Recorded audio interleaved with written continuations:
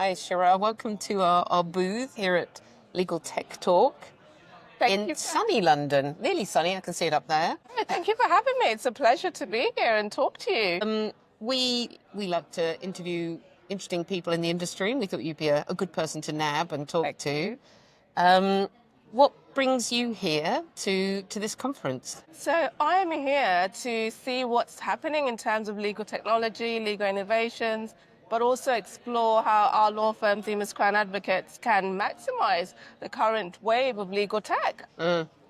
That's really interesting. And you wear many hats? I do wear many hats. So today I'm wearing the hat of being a partner and co-founder of Themis Crown Advocates. But I am also a lecturer, a social lecturer at UCL, where I teach students about communicating science policy. And we look at tech and innovation and how we can use technology to support the world's biggest challenges. Oh, that's really interesting. Yes, very interesting. So that's just... I always get too interested when I do these things. I got involved in an online discussion about legal education. Okay. And one of the questions was, should technology be included as part of the legal education process, or should it just stick to the black letter of the law? I think in this day and age, we need interdisciplinary thinkers. We need educators that can also can teach interdisciplinary perspectives, because it's not just thinking about legal solutions, legal tech. It's also understanding how can we use engineering principles, how can we use social scientists' ways of working and thinking. So I do think there is space for legal tech in this day and age, especially with challenges to do with access to justice, which I'm very passionate about, and also supporting individuals who are furthest removed from the justice system. Yeah. So, yeah. Yeah. Okay. Well, that's good to hear. So tell us about who you're here with today, which is your law firm. Can you tell us about that? Yes. So Themis Crown Advocates, building off my passion for access to justice, was founded last year.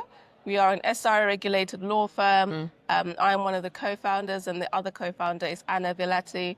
We're both very passionate about delivering legal services to diverse communities, but also using technology to help us ensure that we're delivering excellent client service, exceptional legal advice, and that we are revolutionary thinkers. I think my work here is done. Your work here is done. You've done all the hard work. Thank you. So that's one of the themes, the big themes in and around, this is a tech conference, legal tech, and every booth has the word AI on it. Definitely.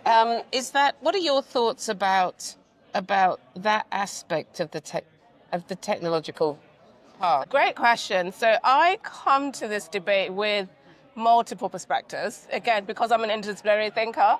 One perspective is in the regulation of AI. So it's a very important innovation. We do believe that with any innovation, there are going to be risks, and we need to manage those risks, and regulators play a key role. So I'm very interested to see how regulators adopt their way of regulating for such an innovative platform, an innovative tool like AI.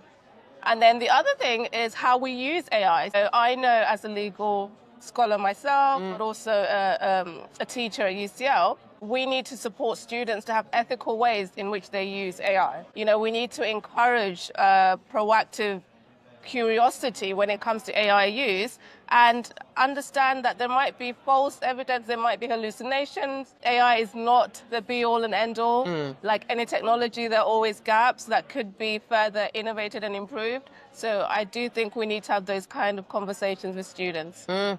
That's very good to hear. And the word you've used, which I particularly love, is curiosity. Yeah. And that sense of, I think perfectionism is a real kind of natural go-to for the legal kind of soul. Perfectionism is a good thing, but it can pull people away from things that are emerging and are therefore imperfect. What do you think is the biggest change that you think lawyers might need to be making in the next 5 years? Great question. I think lawyers, like you indicated, are perfectionists and risk-averse. And sometimes when you're dealing with technology that is ever-changing, it's moving at a fast pace, we need to be able to adapt. We need to be able to provide our clients with solutions that meet their needs, and we need to step away from traditional models of giving legal advice. So at Themis Crown Advocates, we provide legal advice via remote tools. And we also allow our customers and clients to interface with us in a remote way, because that's the way that the world's moving. Yeah. As long as we have the right protocols, safeties in place, then I do feel that we're making that difference by making law more accessible to individuals and also demystifying the legal process. Yeah. So I do feel like there's a significant role that lawyers play in demystifying that process, in explaining to their clients what that strategy and that process would look like once the client comes to them. So that's a really interesting aspect. I think this is the big, from my perspective, the shift is lawyers were the gatekeeper to law before, and technology is sort of, I think, taking that gate away. And so what is the role of the lawyer? Whereas it was previously to mystify the law, now it's to demystify the law. So I think we're in interesting times. We're very interesting times indeed. And as much as we are demystifying the law, we also need to have that humility, because we don't know everything. And sometimes clients come to us thinking, we're going to answer all their questions. So we need to also co-create and collaborate. And where we don't know, we just put our hands up and say, actually, maybe you should consider this strategy, or maybe we should bring somebody else in to help you. So there is also a need for lawyers, within reason, to collaborate and to come together around shared access problems. Shirah, it's been so lovely. I'm so glad we managed to come across you. And you've used all sorts of words that resonate so deeply with me. You're very so thank you so much. Thank you as well for having me, and thank you to your audience as well for listening.